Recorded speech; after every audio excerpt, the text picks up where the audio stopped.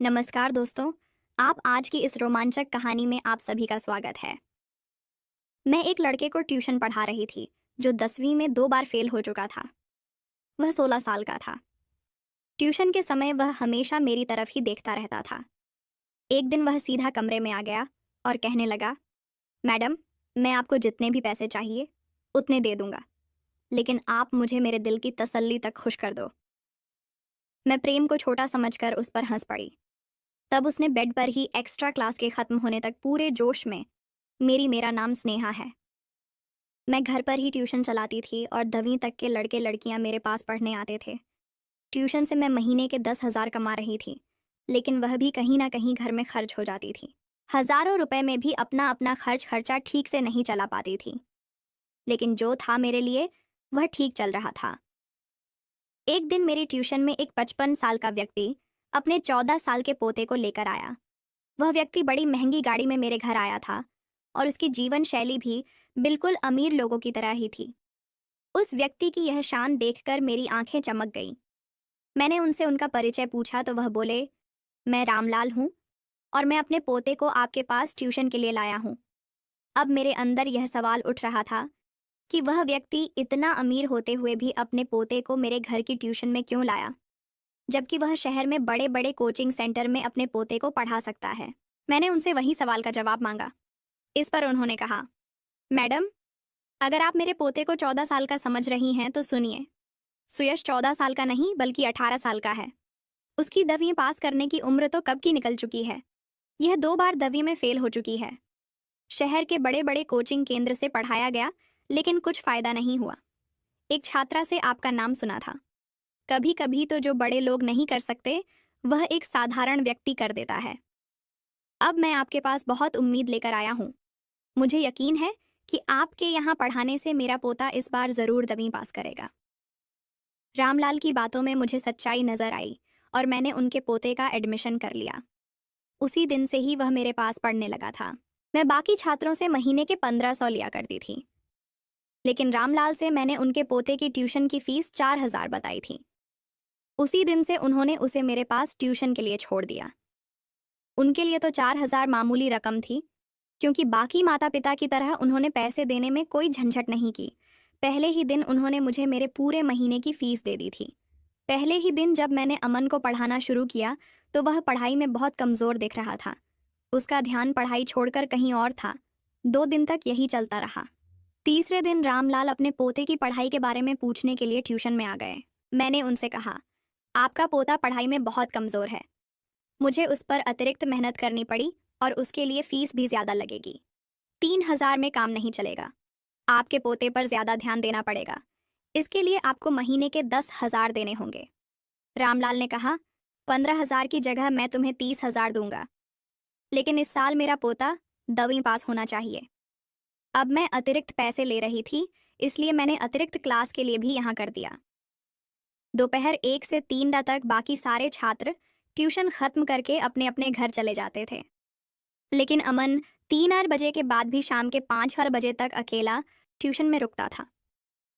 एक दिन जब सारे छात्र चले गए तो मैं थोड़ा आराम करने के लिए अपने रूम में चली गई। जब मैं रूम से बाहर आई तो मैंने देखा कि अमन मोबाइल चला रहा है। जैसे ही मैंने उसके हाथ में मोबाइल देखा, मैंने उससे मोबाइल ले लिया तो उसके पास जो मोबाइल था वह साधारण नहीं था, बल्कि बहुत महंगा फ़ोन था। 17 साल के लड़के के हाथ में 1.5 लाख का फ़ोन देखकर मेरी आंखें चमक गईं। अमन बहुत ज़िद्दी था। यह मुझे उस दिन समझ आया जब मैं उसके हाथ से मोबाइल वापस लिया। मोबाइल वापस देने के लिए वह जिद करने लगा। इस खींचातानी में मेरा दुपट्टा नीचे गिर गया और अमन की नज़र अचानक गलत जगह पर जा टिकी। उसकी नज़र को समझते हुए मैंने उसका मोबाइल वापस दे दिया और तुरंत अपनी ओढ़नी संभाली। मैं अमन को छोटा समझती थी, लेकिन उसमें बच्चों जैसा कोई अंश नज़र नहीं आया। मैंने उसे उसका मोबाइल दे दिया और उसके बाद उसे कुछ नहीं कहा। मैंने उससे कहा, ट्यूशन खत्म हो गए, अब घर जाओ। तब वह मेरे पास आकर बैठ गया और बोला, टीचर, मुझसे गलती हो गई। ये बोलते बोलते उसने मेरा हाथ अपने हाथ में ले लिया। उसका स्पर्श मुझे किसी बड़े व्यक्ति की तरह महसूस हुआ। वह मेरे पास बैठा था। तभी मेरा पति घर आया। मेरे पति ने हमारी ओर ज्यादा ध्यान नहीं दिया, क्योंकि वह अमन को एक छोटा लड़का समझता था। जब निहार घर आया तो उसका उतरा हुआ चेहरा देखा। मैंने अमन से कहा, मुझे तुमसे कोई नाराज़गी नहीं है, अब तुम घर जाओ, ट्यूशन का समय ख़त्म हो गया। अमन ने मेरा हाथ छोड़ा और मैं अपने अपने कमरे में चली गई। मैं और अपने पति से पूछा, निहार क्या हुआ? तुम्हारा चेहरा इतना क्यों उतरा हुआ है? इस परवाह बोला, इस महीने मेरी तनख्वाह कमाई है, कई हफ्ते इस महीने छुट्टी ली है। उसके उतरे चेहरे को देखकर मैंने उसे अपनी अलमारी से 8,000 निकाल कर दे दिए। मैंने उसे बताया कि मैं अपनी ट्यूशन क्लास से अच्छी कमाई कर रही हूँ। पैसे देते ही निहार ने मुझे गले लगा लिया। जब उसने मुझे गले लगाया तो मेरी नज़र कमरे के दरवाजे पर गई। वहाँ मुझे अमन दिखाई दिया। वह हमारे कमरे में झांक रहा था। उसे देखते ही मैंने कहा, हाँ अमन बोलो। तब वह निहार के सामने ना चाहते हुए भी बोलने लगा।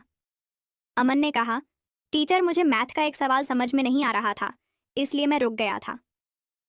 अब निहार फ्रेश होने के लिए बाथरूम में चला गया। मैं अमन को लेकर हाल में आ गई। घर में ट्यूशन लेना बहुत मुश्किल होता है क्योंकि बच्चों की नज़र में क्या आ जाए वह कहाँ नहीं जा सकता। हाल में आते ही अमन ने कहा, गणित मैं कल समझ लूँगा, और फिर वह घर चला गया। अगले दिन अमन एक्स्ट्रा क्लास के लिए 3 से 5 खाट तक रुका। उसे मैं थोड़ा अभ्यास देकर अपने कमरे में चली गई। आज शाम मैंने तय किया था कि मैं अपने लिए एक जोड़ी झुमकी खरीदूंगी। काफ़ी दिनों से मैं इसके लिए पैसे जमा कर रही थी। जब मैं कमरे में जाकर अलमारी देखी तो वहाँ केवल 5-5 हज़ार थे। मैं कल 300 जमा किए थे, जिससे में से 10,000 निहार को दे दिए थे। बाकी 15,000 कहाँ गए? मुझे कुछ समझ नहीं आया। आखिरकार मेरी आंखों में आंसू आ गए। तभी अचानक अमन वहाँ आ गया। उसने मेरी आंसू पोंछी और मुझसे कहा कि क्या हुआ। मेरी समस्या सुनकर अमन को अपनी बैंक से 2,000 लाया और मेरे हाथ में रख दिया, और भावुक होकर मैंने उसको गले लगा लिया। हालांकि मैंने भावनाओं में बहकर उसे गले लगाया था, लेकिन अमन ने मुझे कुछ अलग तरीके से पकड़ा था। उसका स्पर्श गलत जगह हो रहा था। जब अचानक मुझे उसका ऐसा स्पर्श महसूस हुआ तो मुझे एहसास हुआ कि अमन अब छोटा नहीं रहा। मैं तुरंत उसे अपने से दूर कर दिया और उसको देखकर मैं हैरान हो गई। मैंने उसके पैसे वापस दे दिए और उसे बाहर हाल में भेज दिया। उस दिन के बाद से अमन मुझसे और ज़्यादा चिपकने लगा। वह मुझसे हंसकर और खुलकर बातें करने लगा था। ऐसे ही दिन बीतते बीतते गए। कुछ दिन बाद जब मुझे फिर से पैसों की ज़रूरत पड़ी, तब अमन ने मुझे फिर से पैसे दिए और उसकी नज़र फिर से फिसल गई। वह मुझे ऐसी जगह घूर रहा था कि मुझे अपने दुपट्टे का भी ध्यान नहीं रहा। मेरी नज़र अमन पर वह पुरुष जो स्त्री के नखरे उठाता है और उसे खुश रखता है, उसी के साथ समय बिताने की स्त्री की इच्छा होती है। पिछले कुछ दिनों से मैंने अपने पति को खुद से दूर रखा था, क्योंकि वह मेरी ज़रूरत ही पूरी नहीं कर पा रहा था। इसलिए उसे मेरे साथ समय बिताने का भी हक नहीं था। जब मैं अपना दुपट्टा ठीक करना शुरू किया तो अमन ने मुझे अपना एटीएम कार्ड दे दिया। उसका इरादा यही था कि मैं अपना दुपट्टा ठीक ना करूं। मेरी सुंदरता देखकर मेरी मदद कर रहा था, ये मुझे समझ आ गया था। धीरे धीरे मैंने उसे अपने प्रेम के जाल में फंसना शुरू कर दिया था। अब उसका ध्यान पढ़ाई से हटकर मुझ पर ज़्यादा था। मुझे भी इसका ध्यान अपनी ओर से हटने नहीं देना था। एक दिन शाम को अमन के दादाजी उसे लेने आए थे। उन्होंने कहा, आपके पास मैं अमन की ट्यूशन लगाकर सही निर्णय लिया है, क्योंकि उसे ट्यूशन में आने की बहुत ज़्यादा चाह होती है। अमन को पढ़ाई की चाहत थी या किसी और चीज़ की, या उसके दादाजी को नहीं पता था। एक बार अमन ने मुझसे कहा, टीचर आप साड़ी से ज़्यादा अच्छे छोटे कपड़ों में लगेंगी। तब एक्स्ट्रा क्लास के समय अमन मुझे शॉपिंग के लिए मॉल में ले गया। उसने मुझे बहुत महंगे कपड़े खरीद कर दिए। मैंने उससे कहा, तुम इतना पैसा खर्च कर रहे हो, अगर तुम्हारे दादाजी को पता चलेगा। तो इस पर अमन ने कहा, अगर दादाजी को पता चला कि मैं कितना पैसा खर्च कर रहा हूँ तो वह भी मुझे कुछ नहीं कहेंगे, क्योंकि मेरे खर्चे के लिए वह खुद पैसे मेरे अकाउंट में डालते हैं। दादाजी मुझे हर महीने 1,000 पॉकेट मनी देते हैं और पिछले कई सालों से मेरे अकाउंट में काफ़ी पैसे जमा हो चुके हैं। मैंने आज तक किसी पर भी खर्च नहीं किया और अब तुम पर कर रहा हूँ। अमन का जवाब सुनकर मेरी आंखें फटी की फटी रह गई। या मुझे महीना भर काम करने की पर भी पूरे 400 नहीं मिलते थे, और अमन की पॉकेट मनी ही 600 थी। अब मैं उसके पैसे पर अपना अधिकार जमा रही थी।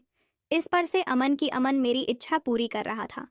उस दिन मॉल में 3 घंटे घूमने के बाद मैं बहुत थक गई थी। घर आते मैंने आराम किया और फिर अपने कमरे में बाल सुखाने लगी। तभी अमन मेरे कमरे में आ गया। मुझे बाथरूम में देखकर पूरी तरह से होश खो बैठा। मेरे पास वह आकर वह मेरे शरीर पर हाथ फेरने लगा। मैंने उसे खुद से दूर किया तो उसने मुझे जोर से अपनी ओर खींचा। अमन ने कहा, टीचर आपको जो चाहिए वह मैं दे रहा हूँ, तो आपको भी मुझे जो चाहिए वह देना होगा। अमन ने मुझे अपनी अनुचित इच्छाएं बताई कि पिछले कुछ दिनों से वह मुझे अनजाने में अजीब ढंग से छूता था और मुझे अजीब तरह से देखता था, लेकिन मैंने उसे कभी कुछ नहीं कहा। अब अचानक उसने अपनी अनुचित इच्छा जाहिर कर दी थी। मैंने अमन से कहा, अगर मैं तुम्हें मना कर दूं तो इस पर उसने कहा, मैं तुमसे दूर चला जाऊंगा। जब मुझे समझ आया कि अगर अमन मुझसे दूर जाएगा तो मुझे उससे मिलने वाली आर्थिक मदद और मेरा घर खर्च सब कुछ बंद हो जाएगा, तब मैं घबरा गई। मुझे पैसों की बहुत ज़रूरत थी। मेरे पति की 300 की सैलरी में भी कुछ पूरा नहीं हो पाता था। हमारे 14 साल के बेटे को भी हमने पढ़ाई के लिए उसकी मम्मी के मामी के पास छोड़ रखा था और उसकी पढ़ाई के पैसे भी हमें बीच बीच में भेजने पड़ते थे। यह सब सोच विचार करके मैं निहार को छोड़ दिया और अमन को वह सब कुछ देने के लिए तैयार हो गई जो वह चाहता था। मुझे लगा कि अमन को इन सब बातों की ज़्यादा जानकारी नहीं होगी और वह क्या ही कर लेगा। लेकिन जब वह मेरे पास आया तो उसने किसी अनुभवी व्यक्ति की तरह मेरे साथ समय बिताना शुरू किया। मैं अमन को छोटा बच्चा समझ रही थी, लेकिन वह बिल्कुल भी छोटा नहीं था। अब वह हर रोज़ एक्स्ट्रा क्लास के समय मेरे साथ समय बिताने लगा था। इसी तरह 2-3 दिन गुजर गए। एक दिन मैंने अमन के पास ऐसी ऐसी गोलियां देखी जो नहीं होनी चाहिए थीं। मैंने उससे पूछा कि उसने यह ताकत बढ़ाने वाली गोलियां कहाँ से लाई, तो उसने कहा, पैसे फेंको तो सब कुछ मिलता है, जैसे तुम मुझे मिली हो। अमन के शब्द सुनने में अजीब लगे, लेकिन मुझे पैसों की ज़रूरत थी, इसलिए मैंने उसकी बातों पर ध्यान नहीं दिया। मेरे साथ समय बिताने से पहले घर छोड़ने जा रही थी। मेरी बेटी की हरकत सुनकर मुझे समझ नहीं आ रहा था कि मैं उसे किस मुंह से बोलूं, क्योंकि मैं खुद एक टीचर होने के बावजूद कुछ पैसों के लिए एक 17 साल के लड़के की अनुचित मांगे पूरी कर रही थी। उस दिन मुझे समझ आया कि अगर मैंने समय रहते अमन को यह सारी बातों के लिए मना कर दिया होता और उसे बिना वजह अपने प्रेम की जाल में न फंसाया होता, तो आज मेरे बेटे ने ऐसा कुछ नहीं किया होता। रागिनी ने जो किया वह मेरी ही गलती का परिणाम था। मुझे मेरी गलती का एहसास कराने के लिए ही शायद यह सब हुआ। उस दिन मैं अमन द्वारा दिए गए सारे गिफ्ट और पैसे मैंने उसे वापस कर दिया और उसे मेरे ट्यूशन में आने से सख्त मना कर दिया। अमन द्वारा ली जा रही दवाओं का बुरा असर दिखने लगा था, इसलिए उसने इस सब से बाहर निकलने का फैसला किया। उसको एहसास हो गया था कि उसने बहुत कम उम्र में बड़ी गलती की थी। उस दिन के बाद से उसने पढ़ाई पर ध्यान देना शुरू कर दिया और मैंने ट्यूशन पढ़ाना बंद कर दिया था, क्योंकि पिछले महीने मैंने जो कुछ भी किया था उसका मुझे बहुत पछतावा था। मैं उस बारे में अपने पति को कुछ नहीं कह सकती थी और ना ही मैं अपने 14 साल के बेटे से नजरें मिला सकती थी। रागिनी ने जो किया था वह गलत था, लेकिन मैं उसे किस मुंह से कहूँ यह मुझे समझ नहीं आ रहा था। उस दिन से मैंने ठान लिया कि जो मेरे पास है उसी में खुश रहूंगी। पैसा सब कुछ नहीं होता, पैसे से बढ़कर होते हैं संस्कार।